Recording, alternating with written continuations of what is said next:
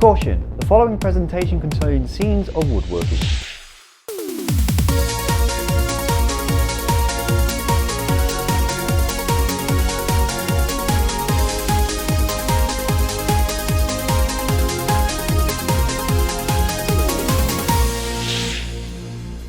Hello all and welcome back to the corner. Last time I said how I wanted to build a mini DDR cabinet, and in this video we're going to do exactly what Konami never did. Actually, they did.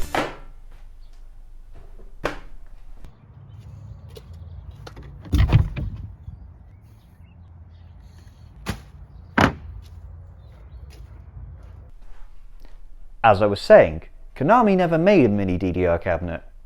So let's correct this by building a mini cabinet and monitor housing and then painting it in Euromix silver. Oh, and speaking of Euromix, yes, it turns out the Supernova cabinet was indeed a Euromix 2 cabinet. Yeah, so it's right on the bloody back of it. It doesn't say Euromix 2. Oh, there. Yeah. Well, there you go. Huh. We've been around the back of that cab a few times and yet we just never seem to notice that sticker. Anyway, now there's a lot of cool stuff that I'm really excited to cover, such as the electronics, forming the marquee, etc. But before any of that can happen, we need something to stick it all onto, and in some cases, into. So without further ado, let's get started.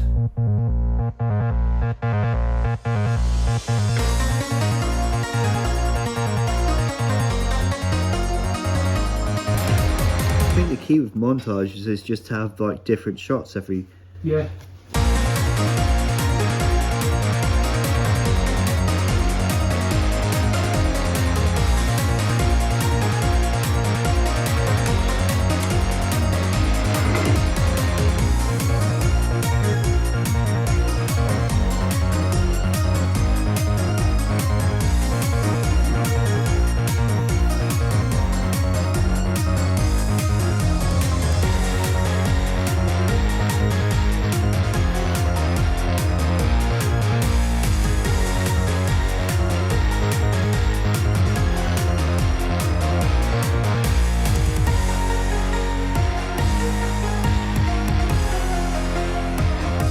And that right there is just about all the parts that you need to make the lower base section of the cab.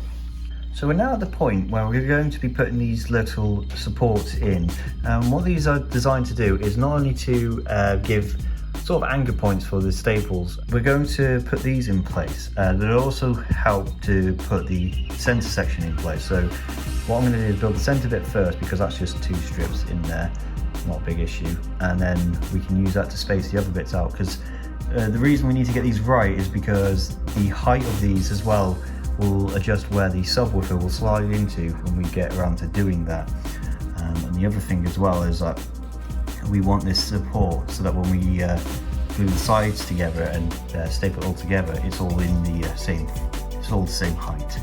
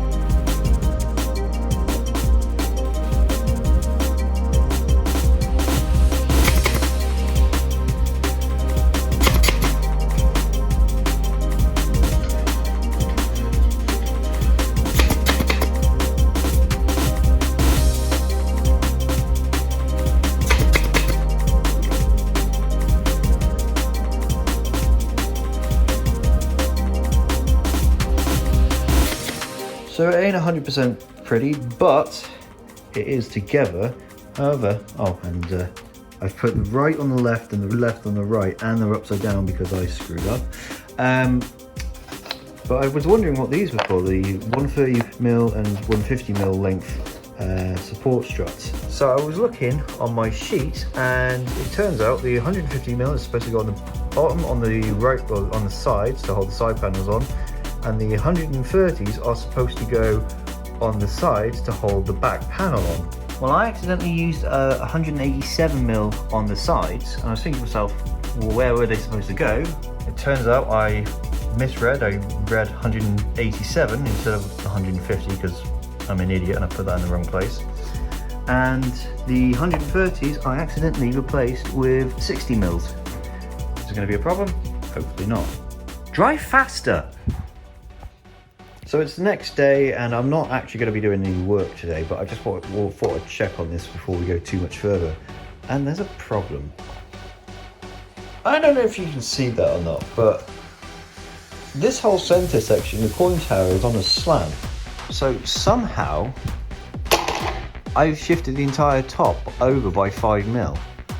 And what's weird is it looks like it's bowing, but it's not. This is perfectly level, or rather it's, oh no, it is actually bowing. So I've removed the center bit, trying to figure out whether or not this can be salvaged, but I think, honestly, I don't like this box.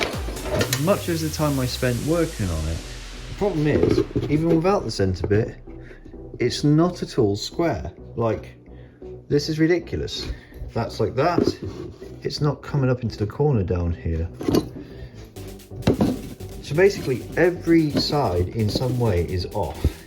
If I was to continue, I'm going to get more and more problems with this, and this is one of the speaker panels that I have designed that I'm going to be using in future, but it doesn't fit in the bottom. And this is a square panel, and then I could put it onto this side. It just about perfectly fits inside the base there, but you can see, perhaps, that around about midway up the cabinet, it just stops being able to go in. Like I said, that's a straight panel. So this is going to be a problem because the way that these speaker boxes are designed is that they're designed to slide in. So if the box is slanted in one way or the other, it's not good enough, at least for that. Now sure, the monitor section, it doesn't really matter. As long as it's within a few mil, whatever, no one cares. But this issue, no, it does need to be square, unfortunately. This is something where I want to say, like, you can't always get it perfect, and sometimes good enough is good enough. But the issue is, like I said, if the cabinet doesn't slide together, then that is going to cause a problem. That's going to cause me more headache and more stress in future. So getting the base section working first is going to be what I'm going to do, because otherwise I'm just going to get more and more wound up about it, and I'm going to get more and more frustrated and thinking to myself, why can't I do a simple thing? So as much as it pains me, I'm going to rebuild the base section. Although I'm not going to make you watch, I'm going to cut ahead now. The only thing I did different when I built this base cab, other than building it straight this time, was to add these recesses into the top of the panel. Now I needed to do this because the subwoofers slide in from the front, like I'd shown before. The problem is that when I slide the subwoofer in and out, the T-nut itself would cause an issue. The T-nut itself, if I just put it in there, it would have 1 millimeter of obstruction on the subwoofer. I have used Forstner bits so that I can get a nice and flush finish on these T-nuts without too much effort. Now of course, if I had any thread poking out, that would also cause an issue. But that's fine, because I can easily change the bolt for a short length if I need to. But otherwise, it's essentially the same as it was prior, including its unslantinated look. So let's fix that.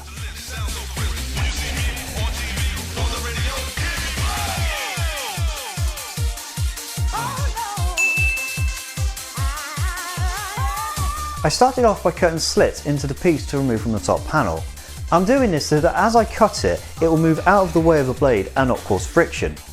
Then I take my hacksaw out to cut off the top piece and then the sides at an angle. On the first iteration of the cab, I did use a table saw to try this, but I found it was way too easy to cut into the centre of the tower, so I opted to do it by hand this time. Now the bass is nice and all, but unless we want to make a very elaborate Bluetooth speaker, it's not going to be any good on its own. So what we need to do now is... Speakers! No, we need to make the monitor. Aww.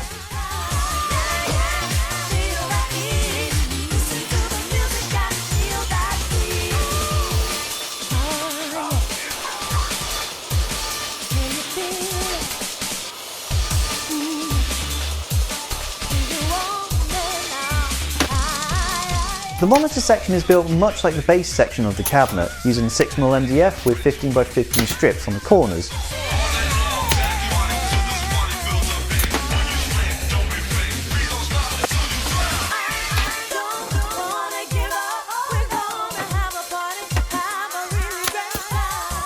In order to pass the cables through the cabinet, I need a hole. So I'm adding a 38mm hole, which should be plenty big enough. Previously I had already drilled the 4 bulb holes used to mount the monitor to the base section before assembling the sides. This makes it easy to drill both parts perfectly together. I also did this before gluing the top panel on, else it would have been very difficult to drill straight down. But with the holes drilled, the top can get glued on.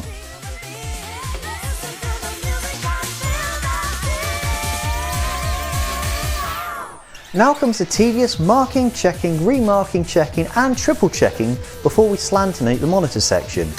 But before I did that, I added the front panel to the cab so it gets all cut in situ. As for why I didn't add this piece when I glued the sides on, well, maybe you wanted to make sure the centerpiece didn't push the sides out? Yeah, right, yeah, let's go with that. Once the glue had dried, I decided it was time to cut some corners.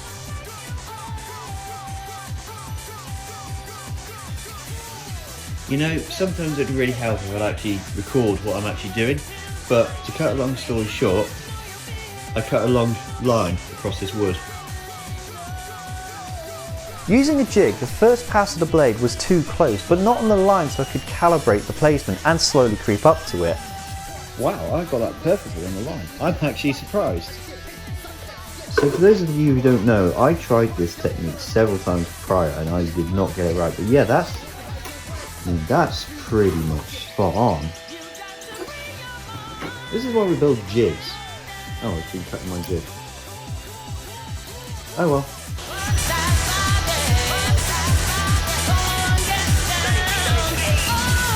Following that, I angled the blade to 30 degrees and used the same creep up technique to edge it up to the same line.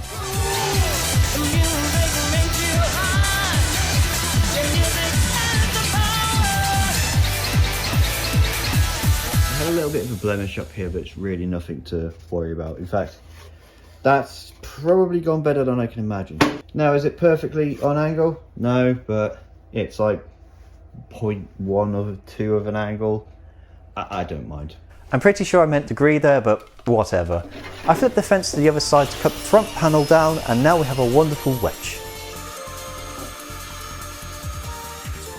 After that, it was just a case of cutting out the panel of wood for our button panel and then gluing it in place, trimming all the sides off, and then giving it a good sand for a nice flush finish all around.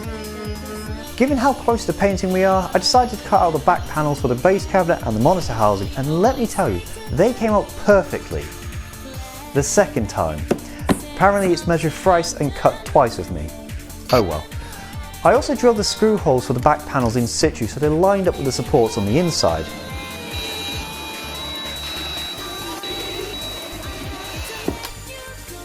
Since I wanted to be extra about this all, I decided I would use T-nuts inside of the wooden supports to use M3 countersunk bolts to hold the back in. I mean, why not?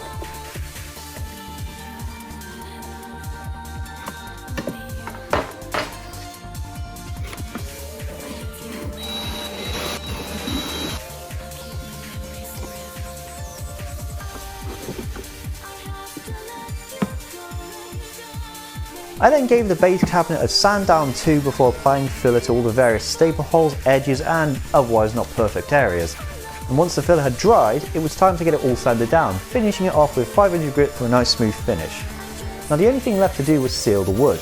I'm using a pre-mixed sealer for this, but watered down PVA would achieve the same result. I'm just lazy. I also added 2 more rails in the monitor section for the LCD to mount in future before I sealed the inside, otherwise the glue wouldn't have really bit into the wood. Editing Naoki here, just to say, please use an extractor when you are sanding down filler. As you can see from the video, there was a lot of dust that was being created and it was not fun to work with. On the monitor section, I used a extraction device to deal with the dust and it was a lot better.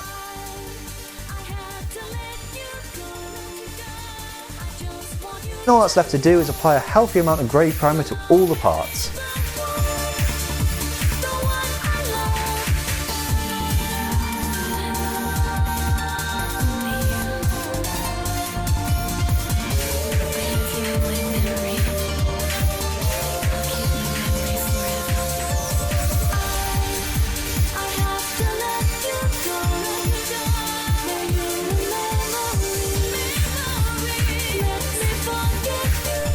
And there we go. And there we go, the bass cabinet built, filled, sanded and primed, ready for... Speakers? No, we have other things to do first. Oh, come on, what's more important? Well, painting it really. Ah, fine.